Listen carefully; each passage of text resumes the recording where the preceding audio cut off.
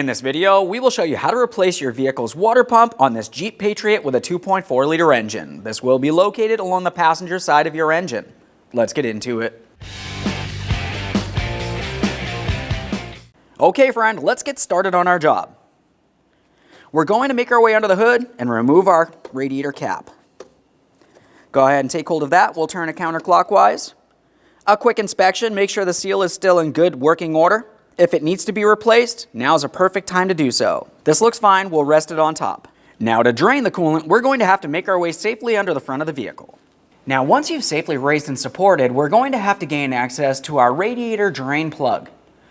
Down underneath the front bumper cover, just in front of your inside fender liner, you're going to find that you have two plastic push clips.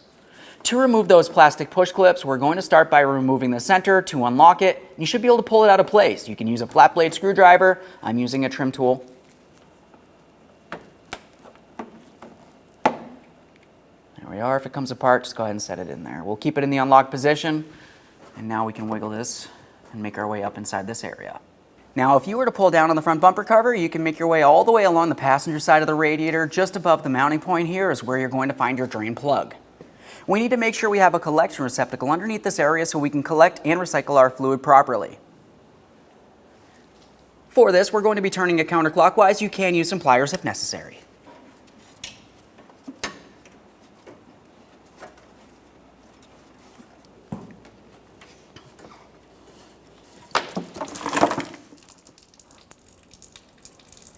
Once you finish draining the coolant, continue on to reinstalling the drain plug and snugging it up.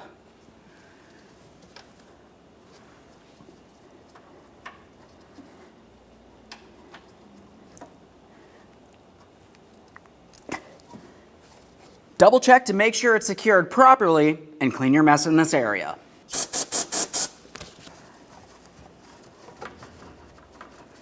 So now we can make our way back to reattaching our inside fender liner here.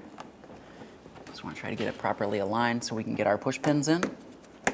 Start in the outer portion first, lock it in by pressing in the center. Just double check, make sure that's properly secured in place. Now you're going to remove your right front wheel.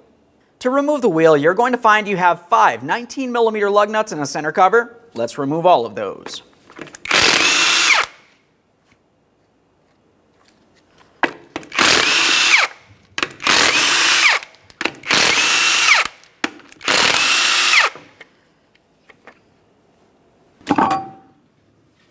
Now, to be able to gain access, we're going to have to remove our lower skid shield from this area.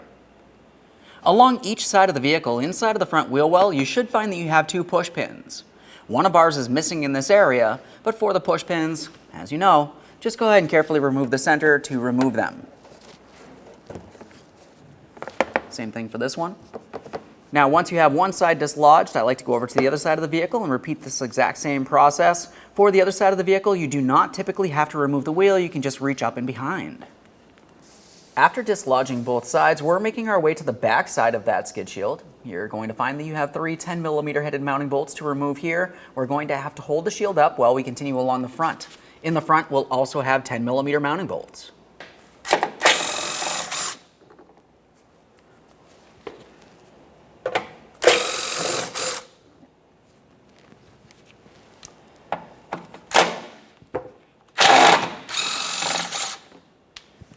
Now we have our 3 10mm bolts here in the front.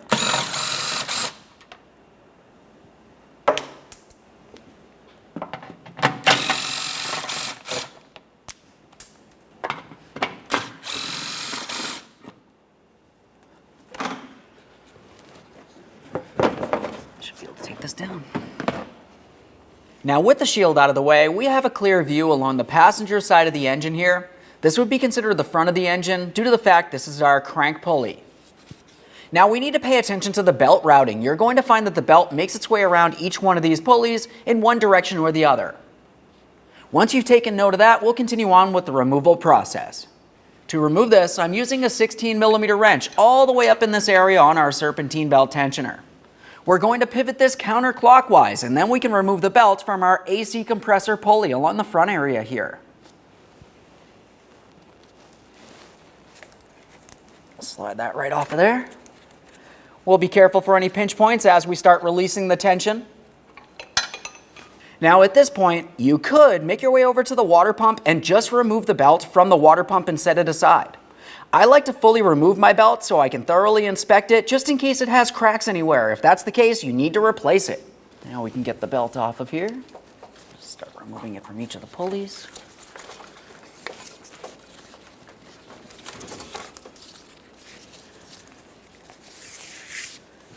Now that we have the belt off, you need to thoroughly inspect the entire ribbed area, confirming that you don't see any dry rot cracks. Other than that, you also have the backing of the belt. This is the smooth area. If it looks like that's damaged in any way, you need to replace it as I mentioned. This one looks as though it should be replaced. With the belt out of the way, we have a clear view of our water pump pulley on the rearward corner here. We're going to have to remove the water pump pulley from the water pump itself. You're going to find that you have 3 10mm headed mounting bolts making their way around, holding the pulley in place. Now when you go to loosen these, typically you're going to find that the pulley is going to want to spin on you. You want to prevent that. For this, I'm going to be using a rubber strapped holding tool. Just have to get that up and around the pulley. Now at this point, I'm going to hold this nice and tight. We'll use our 10mm wrench for each one of these mounting bolts. Once you broke them free, typically you can remove that holding tool.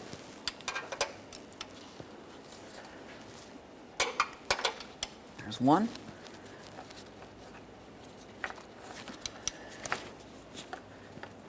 Let's hold pressure on that.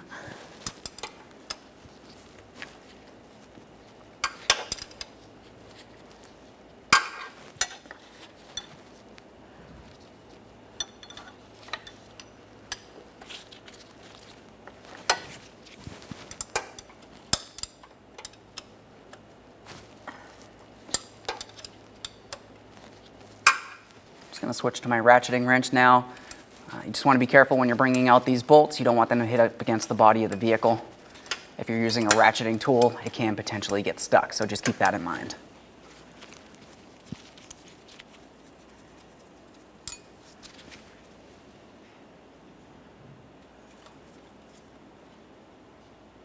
As you remove your final mounting bolts, keep in mind that's the only thing holding this pulley in place. Be extremely careful it does not fall down and potentially hurt you.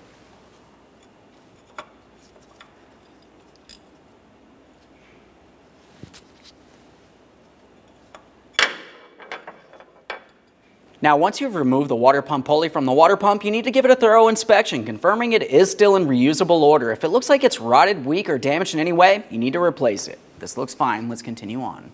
Now we can start removing our 5 12mm mounting bolts holding our water pump in place. 2 of them are going to be fairly difficult to see, so just have a quick look at the brand new water pump. That's going to show you where those bolts would be located.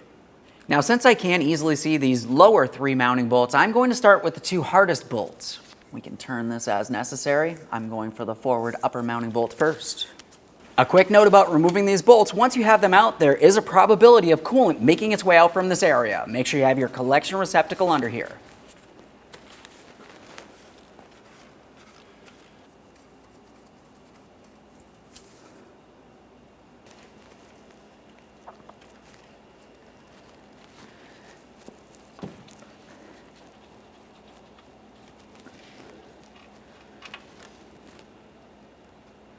It's time for the next 3 here. These are all a lot easier to gain access to.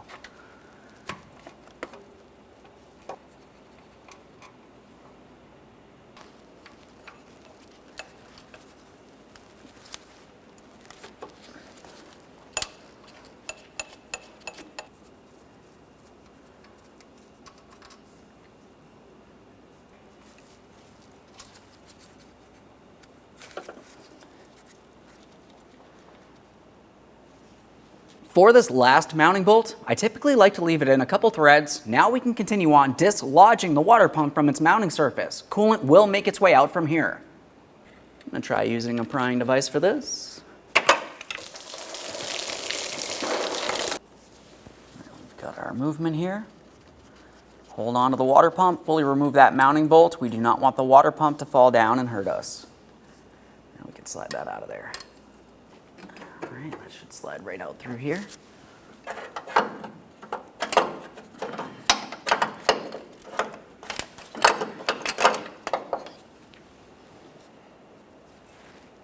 There it is, friend. Once you have the water pump out of position, the next thing you need to do is clean and inspect the mounting surface.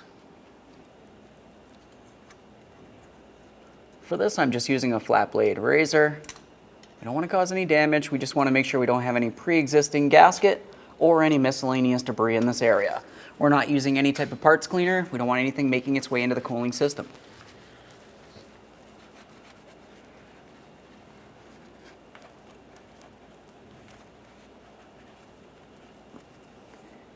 Okay, friend, it's time to install the brand new water pump with new gasket. First, we're going to take the new gasket and align it with our brand new water pump. Continuing on, we can get this in place. We'll start in each one of our mounting bolts. After they're all started in, snug them up and torque those to 18 foot-pounds.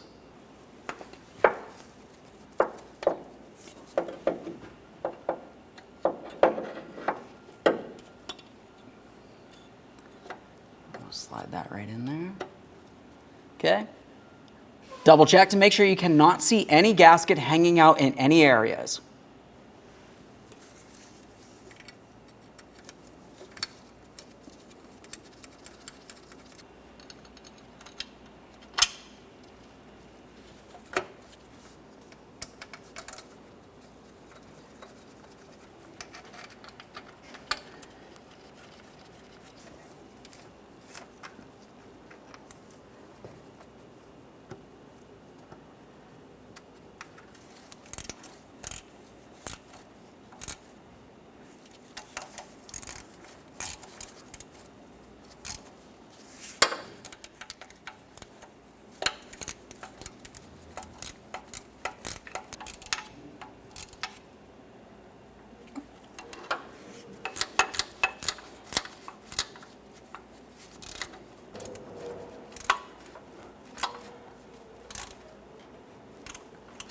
If you're using an inch-pound torque wrench, you're going to torque these to 216 inch-pounds.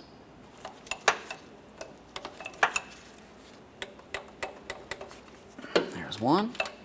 We'll just do the same for the rest. After the water pump's fully torqued in place, we'll continue on with our water pump pulley. Line it up, start in all three of your mounting bolts, and snug them up.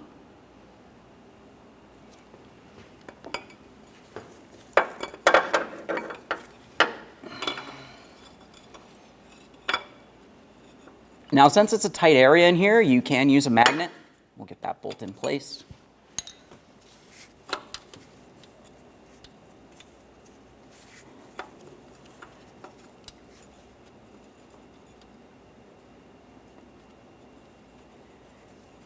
Typically, the first bolt is going to be the hardest, so I like to go ahead and snug that up by hand. We do still want to have a little bit of movement from the pulley so we can continue aligning all other mounting bolts.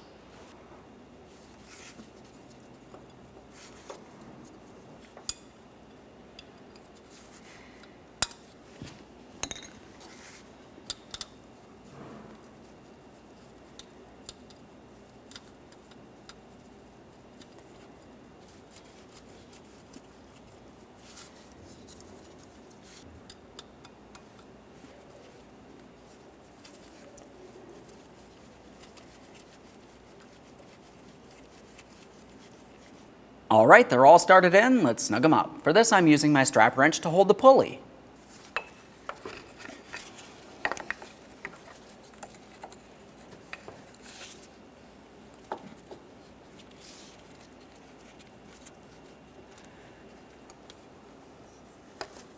Okay, so that's bottomed out. Just make sure it's nice and tight. We do not want this pulley loosening up on us while we're driving down the road. And give that a spin onto the next two.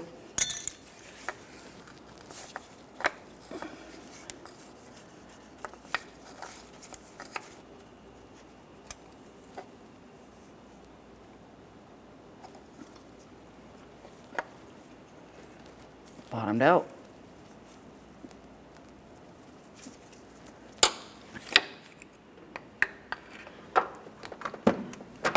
The next thing we want to do is clean up any mess in this area.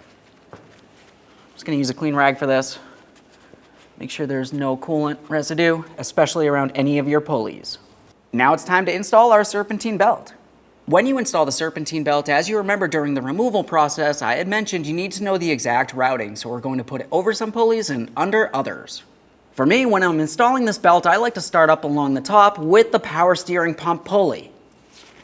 I'm just going to use this belt. We'll gently get it all the way up in there. We want to be careful not to tear this in any way. Any damage, the belt will need to be replaced.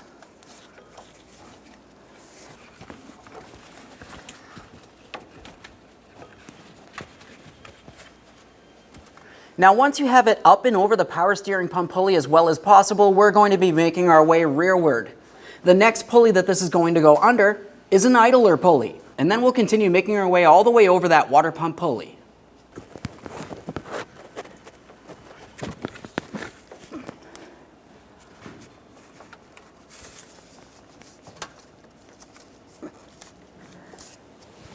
Once you've made your way around the water pump pulley, we're going to make our way around the back side of that tensioner pulley next.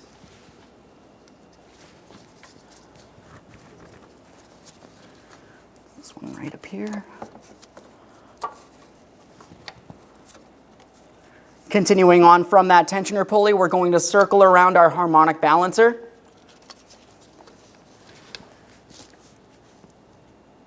As you continue on, we need to make sure we're sitting inside of each of the grooves properly on the pulleys.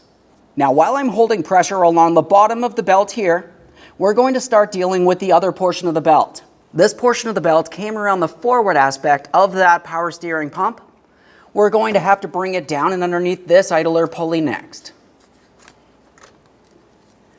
Now we're going to go up diagonally around our alternator.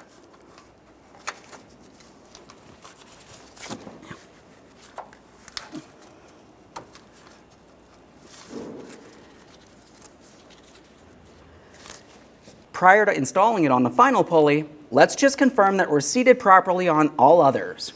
After that, we'll be using our 16mm for our tensioner. Go ahead and turn that counterclockwise and we can pull this over our AC compressor pulley. Continuing on, we're being extremely careful for any pinch points. This belt can get tight. Slowly release pressure. Give the belt another inspection.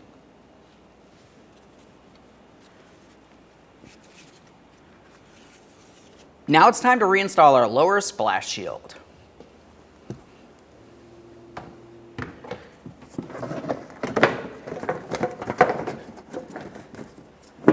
When installing your splash shield, we want to start with each one of our 6 mounting bolts. I'm starting along the front. I'm going to start them in, but we want to leave them loose for now. We'll continue on along the back side.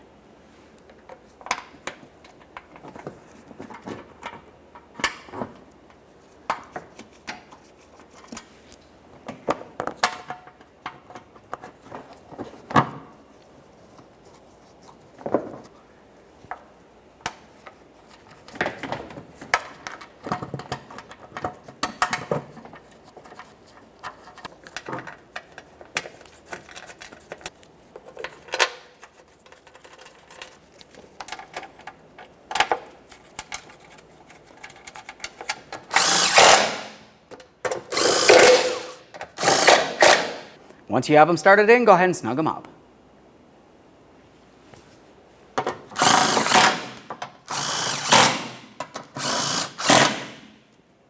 Along each side of that shield, we also need to install each one of our 2 push pins. For those push pins, go ahead and start in the outer portion first, lock it in with the center by pressing it in fully. Repeat the process on each side. It's time to install the wheel.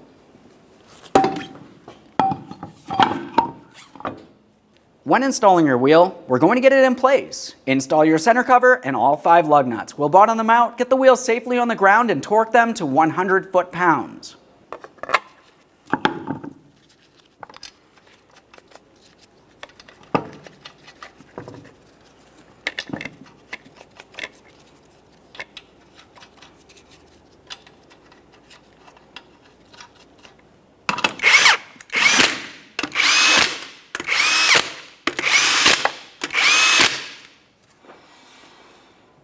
The wheels safely on the ground, we'll be torquing these in a crisscross manner to that 100 foot-pounds.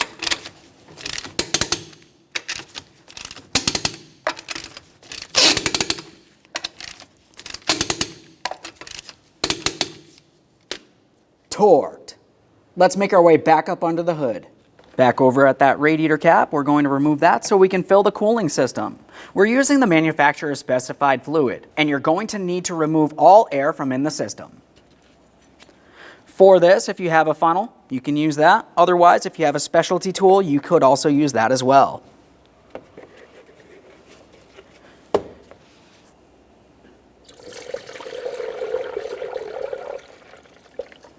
Now at this point, I finished filling the cooling system. But we can't stop here. As I mentioned, we need to remove all the air from inside of the system. To do this, we still have our funnel on this area. I like to keep some coolant in there, but not all the way up to the top. You're going to run the vehicle for a short while. We need it to get up to normal operating temperature. While the vehicle's running, have the heat in the high position on hot. That's going to ensure that the thermostat opens up as it should.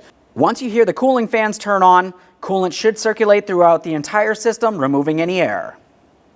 An important note, when you start the vehicle, you need to let it run for approximately 5 seconds, turn it right back off, and triple check your belt. After that, continue on with the procedure. After running the vehicle and you're sure you've removed all the air, it's time to remove our coolant funnel from this area. If you still have any coolant in there, obviously we want to use our stopper. I like to squeeze on my upper radiator hose. That's going to push out any fluid. We'll continue on by pressing this down into position, and now we can go ahead and remove that funnel without losing too much coolant in this area.